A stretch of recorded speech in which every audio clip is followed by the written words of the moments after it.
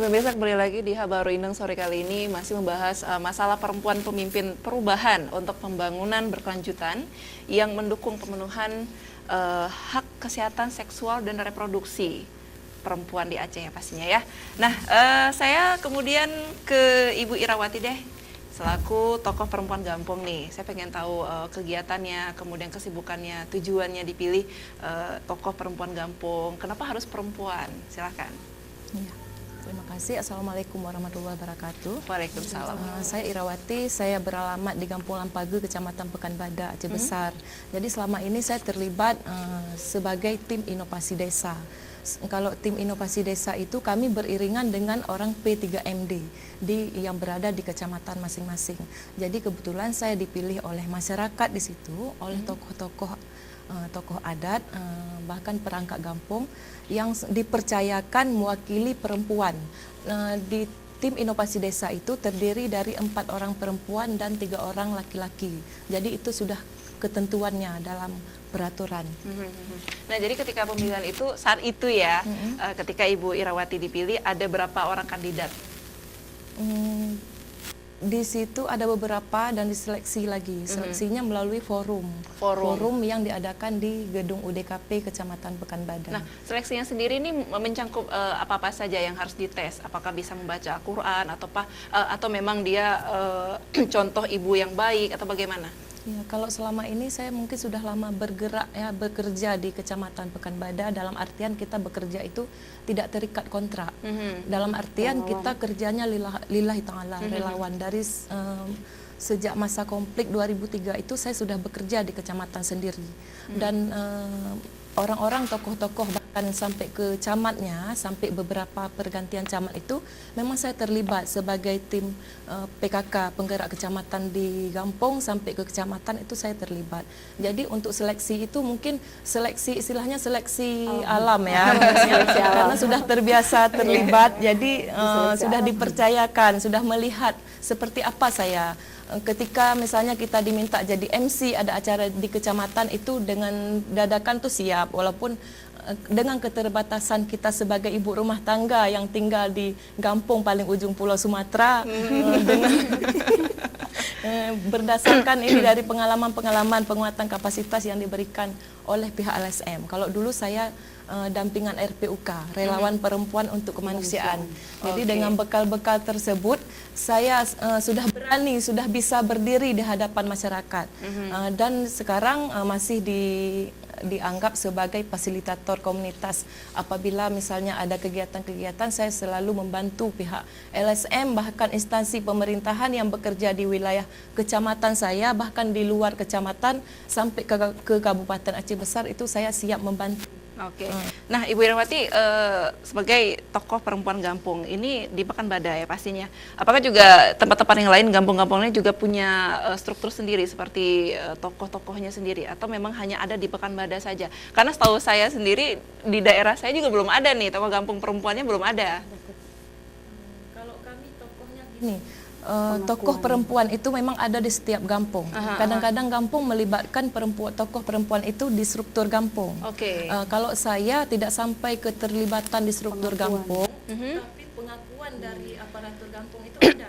Setiap ada kegiatan, misalnya nanti Sekdes Ibu Ira, saya hari ini tidak bisa mengikuti kegiatan ini karena berbenturan dengan acara lain. Tapi saya dipercayakan untuk menggantikan beliau. Mudah-mudahan untuk ke depan harapan saya memang ada keterlibatan perempuan, nggak mesti saya yang terlibat di struktur Gampong tersebut.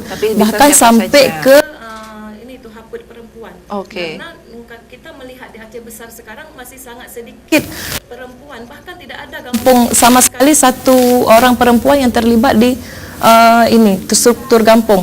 Padahal itu sangat dibutuhkan ketika ada kasus yang perempuan mengalami kasus KDRT, pelecehan seksual, itu sangat rentan kami untuk bercerita kepada suami orang yang mereka itu perangkat Gampong.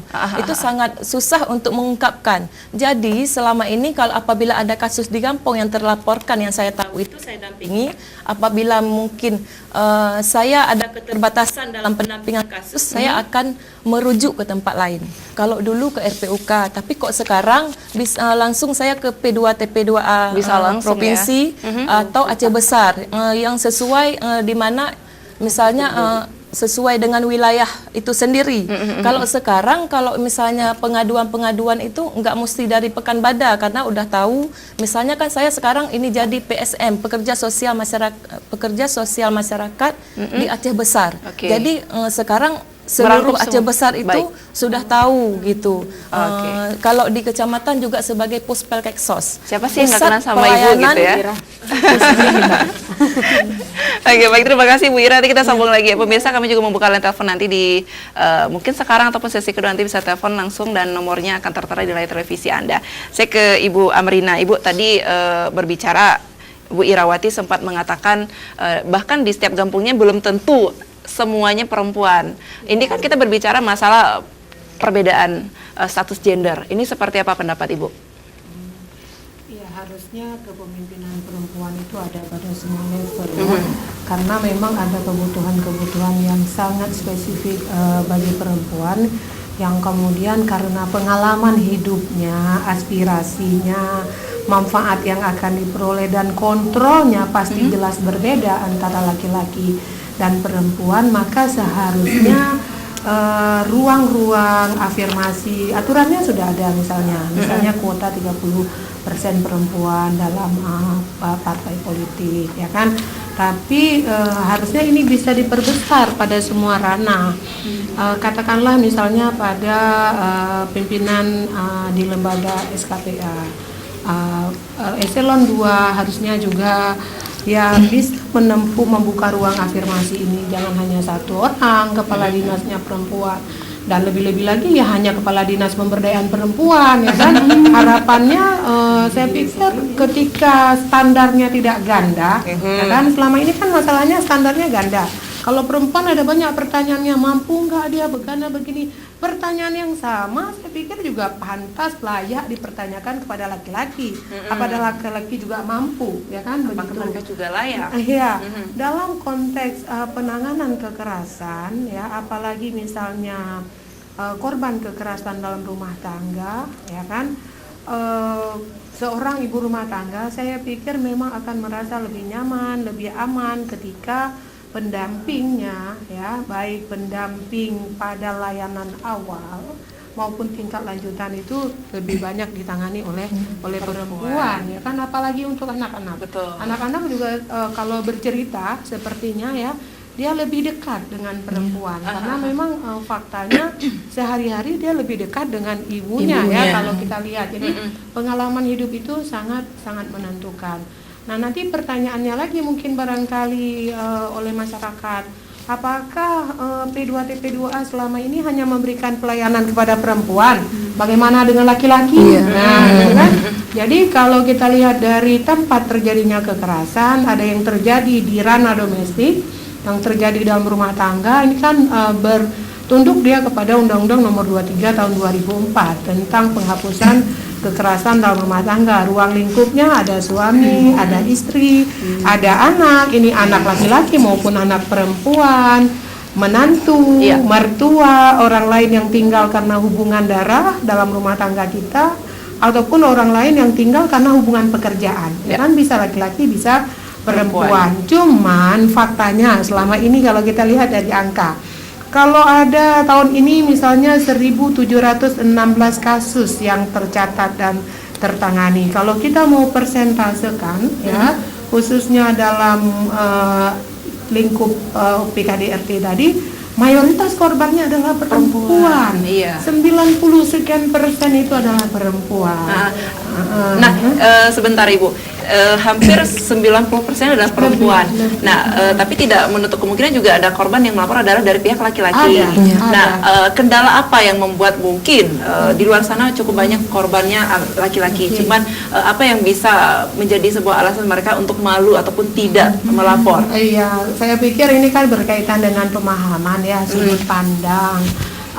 Kalau kita bicara soal relasi gender, pada umumnya masyarakat itu memandang bahwa laki-laki itu kuat, hebat. Kalau dia punya masalah, kalau dia menyampaikannya kepada orang lain akan dikatakan, diberikan label laki-laki yang cengeng, ya begitu ya. Nah, dan ini akan mempengaruhi, dan pengalaman saya selama ini dalam bekerja, saya menemukan beberapa laki-laki yang kemudian bermitra langsung dan saya tangani sendiri. Mereka mengatakan bahwa kami juga butuh teman bicara, ya kan? Tapi selama ini belum ada teman bicara yang layak untuk kami percaya.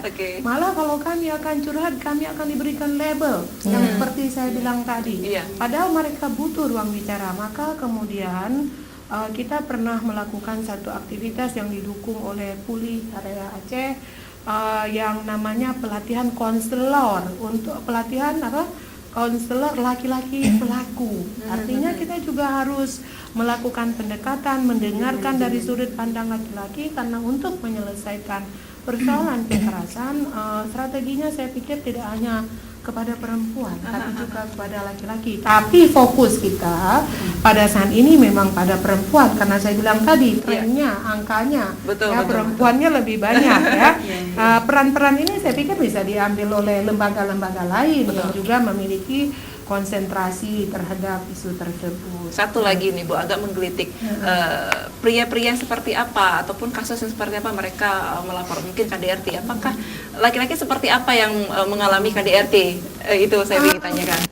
Saya pikir semuanya terbuka peluang, tinggal pada kemampuan, kecakapan seseorang untuk kemudian mampu tidak membangun bargaining position sehingga bisa menyelesaikan persoalan dalam rumah tangganya. Ketika tidak, semua orang punya potensi untuk mengalami, untuk menjadi pelaku kekerasan. Apalagi kalau kita lihat proses pengasuhan, pengalaman pengasuhan kita ini kan adalah produk kekerasan. Terbiasa dididik dengan suara yang keras, kalau mencubit, memukul itu dianggap hal yang biasa. Maka sekarang tentu kita bicara juga intervensi, tidak hanya sekedar pada penanganan. Menyembuhkan orang yang sudah sakit tentu tidak akan bisa pulih sempurna, tapi yang jauh harus berjalan beriringan adalah upaya-upaya untuk mengedukasi, menginternalisasi melalui pencegahan yang besar-besaran pada semua level, kan? Dan itu kita sudah mulai. Dalam waktu dekat, Dinas Pemberdayaan Perempuan juga akan meluncing satu unit layanan yang khusus pada level pencegahan yang dikenal dengan nama Puspaga, Pusat Pembelajaran Keluarga. Jadi orang datang ke kita bukan ketika dia menjadi korban, tapi ketika ada potensi komunikasi yang tidak seimbang, peran-peran yang tidak maksimal dari seorang ayah dan ibu, boleh mengakses Puspaga untuk mendapatkan layanan konsultasi, konseling, bahkan rujukan lanjut. Oke, baik. Dan pemirsa jangan lupa silakan menelpon yang punya pertanyaan, yang punya kasus mungkin, ataupun yang punya cerita yang mungkin bisa menjadi korban KDRT, ataupun ayah-ayah juga boleh ya, para suami juga boleh telepon ya. Bu Riris, tambahan dong tadi, seperti apa? Iya, jadi kalau saya melihat yang dari Kak Ira dulu ya, tadi tentang kepemimpinan perempuan. Jadi memang di beberapa daerah desa ya, sebenarnya banyak perempuan potensial, tapi karena itu tadi ya, persoalan akses yang tidak memadai, yang tidak seimbang ya, akses, partisipasi, jadi dia nggak bisa berperan aktif dalam desanya. Pengakuannya juga kurang dihargai, tidak dihargai. Artinya sebesar apapun yang dilakukan ketika dia masih perempuan, kadang-kadang masih sulit diakui. Betul. Dan ini tidak hanya dialami oleh desa tertentu, saya pikir ini hampir seluruhnya. Bahkan kita bisa sampaikan to Harvard itu kan sudah ada kebijakan bahwa 10% perempuan, 10% ya kalau nggak 30% atau 10%. 10%. Tapi dalam orang satu orang. Tapi faktanya tidak ada. Ada beberapa yang tidak memiliki perempuan dalam posisi strategi. Jadi bicara keberadaan perempuan dalam struktur desa itu sangat penting. Bagaimana yang seperti Ibu Amrita sampaikan, seluruh aspirasi, harapan, keinginan berdasarkan pengalaman hidupnya itu bisa tersampaikan. Bagaimana bisa itu terjadi kalau tidak ada perempuan di dalamnya? Dan ini juga menjadi salah satu fokus Power Aceh. Kita melakukan pengorganisasian di desa karena kita melihat bahwa kesadaran kritis itu memang harus dibangun dari diri perempuan. Jadi ketika perempuan sadar bahwa saya harus melakukan A, B, C dan saya sadar akan hak saya, dia akan bergerak. Lalu baru kita melakukan intervensi terhadap lingkungan. Bagaimana budaya, sistem sosial, budaya politik dan lainnya itu kan sangat punya pengaruh signifikan dalam perkembangan sosial ya. Nah itu juga kita intervensi supaya budaya itu juga mulai ramah terhadap perempuan. Di titik lain juga di sisi pemerintahan tentu ini punya peran strategis bagaimana ada kebijakan, program yang bisa mendukung capaian-capaian yang kita harapkan tadi. Lalu juga dukungan tokoh adat, tokoh agama. Kita tahu bahwa di Aceh dengan konteks kearifan lokalnya peran strategis ulama dan tokoh adat, tokoh agama adalah dua tokoh strategis di Aceh, sehingga pemikiran-pemikiran mereka itu menjadi rujukan.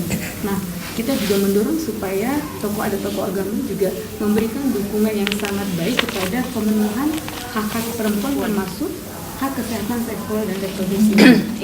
Dan di kita sudah di Polor juga lagi bangun ini Kak, keluarga peduli hak kesehatan reproduksi. Jadi saya sepakat dengan Bu Amrina bahwa membangun kebaikan itu kan harus dari keluarga yang kelompok terkecil ya, atau elemen kecil dalam kehidupan sosial. Keluarga adalah tonggak utamanya.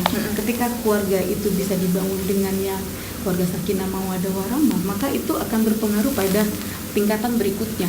Sosial mulai dari level komunitas, kota dan seterusnya. Jadi memang keluarga ini menjadi hal yang perlu diintervensi sangat serius. Jadi kesadarannya itu dibangun dari diri personal juga keluarga. Oke. Nah biasanya saya ke ini deh, korban perempuan juga anak-anak. Biasanya mereka setelah menjadi korban butuh berapa lama mereka untuk kembali move on dari masa lalu yang kelam itu? Kalau tentang korban sepertinya Bu Am yang pakarnya ya. Boleh deh, nanti boleh sharing juga ya. Kalau yang kalau bicara traumatik itu kan agak lama ya, apalagi anak-anak ya. Kalau korbannya anak tentu ini bisa mengganggu konsep dirinya. Ketika konsep dirinya tidak terpulihkan, maka kehidupan dia akan berpengaruh pada kehidupan dia berikutnya. Bisa jadi misalnya anak korban sodomi, kalau dia tidak terpulihkan secara cukup baik, justru dia nanti kedepannya dimungkinkan menjadi pelaku berikutnya. Itu yang disebut oleh Bu Amrina revitalisasi ya, menjadi pelaku berikutnya gitu. Oke, jadi ini berhubungan dengan masa lalunya juga ya. Luar biasa. Mungkin bisa menjelaskan lebih detail lagi gitu, karena memang keahlian beliau. Jadi seorang anak yang psikopat nih ceritanya nih Bu, ini apakah dia juga bercermin dari masa lalunya? Apakah dia sering melihat orang tuanya bertengkar, KDRT bagaimana? Sangat pola hidup, pengalaman hidup di masa lalu itu menjadi memori yang kemudian akan mengakar ya, yang sangat kuat, yang akan keluar dari perilaku-perilaku kita di kemudian hari. Maka konsep penanganan itu kan terpadu dia, ya. Tidak boleh hanya satu sektor. Ada banyak hak korban yang kemudian harus kita penuhi. Karena kalau bicara soal seberapa lama sih seorang korban bisa pulih, ya?